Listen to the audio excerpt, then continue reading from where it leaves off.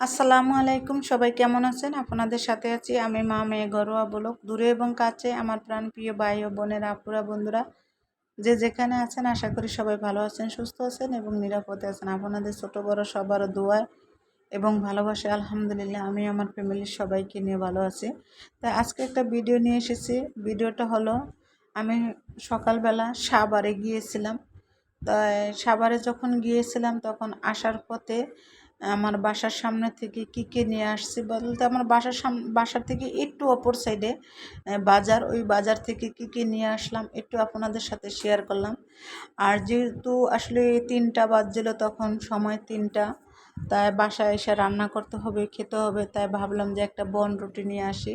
তাই একটা বন নিয়ে আসলাম। বনটা 3জনে কেটে একটু খেয়ে নিলাম। কারণ হচ্ছে রান্নাবান্না করতে একটু লেটই হবে, যেহেতু বাসায় আসতে আসতে 3টা বেজে গেছে। আর সাথে আনলাম কি দেখেন, সজনা। আসলে সজনা খেতে ভীষণ ভালো লাগে। জানি না কার কার কাছে কেমন পছন্দ হয়, আমার কাছে ভীষণ ভালো লাগে সজনা খেতে। আর বিশেষ করে আমার সজনা ডাল দিয়ে রান্না করাটা বেশি পছন্দ, তাই আমি ডাল দিয়ে রান্না করেছি। আপনারা আমার সাথে থাকলে অবশ্যই দেখতে পারবেন।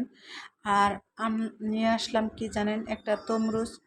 আর তরমুজের যেহেতু সিজন চলে যাচ্ছে, তাই ভাবলাম যে আজকে অতটা গরম লাগে না, কারণ হচ্ছে একটু বৃষ্টিও তো পড়ছিল, তাই না? আর সে মোটামুটি আর কি, যাই হোক গরম।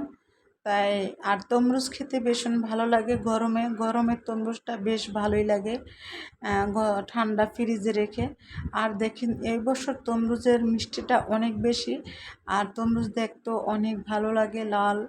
আর আমি কিন্তু তরমুজ যখন আনি তখনই আগে বলে দিই, তরমুজ কাটার পরে যদি পানি পড়ে তাহলে কিন্তু আমি তরমুজ নেব না, কথা বলে তরমুজ কাটাই। আসলে আমি এই পর্যন্ত যতটা তরমুজ কিনেছি প্রত্যেকটা তরমুজ অনেক ভালো হয়েছে, অনেক মজা হয়েছে, অনেক মিষ্টি হয়েছে। এই তো সজনা দিয়া ডাল দিয়ে রান্না করলাম। তা ওইটা একটু আপনাদের সাথে শেয়ার করলাম। এই যে দেখেন কিভাবে রান্না করেছি, সেটাই একটু দেখাইলাম আপনাদের সাথে। আপনাদেরকে দেখানো হলো। দেখেন সজনা দিয়ে এখন আমি ভাত খাবো। আমি সজনা রান্না করে নিয়েছি। আর আমরা শুধু সজনা রান্না করে নিয়ে আরও কিছু রান্না করছি, তারপরে কিন্তু সজনাটাই আমি ভিডিওতে তুলে নিলাম, ভিডিও করে নিলাম। এই তো এখন আমরা 3জনে বসে খাওয়া দাওয়া অলরেডি করে নেব।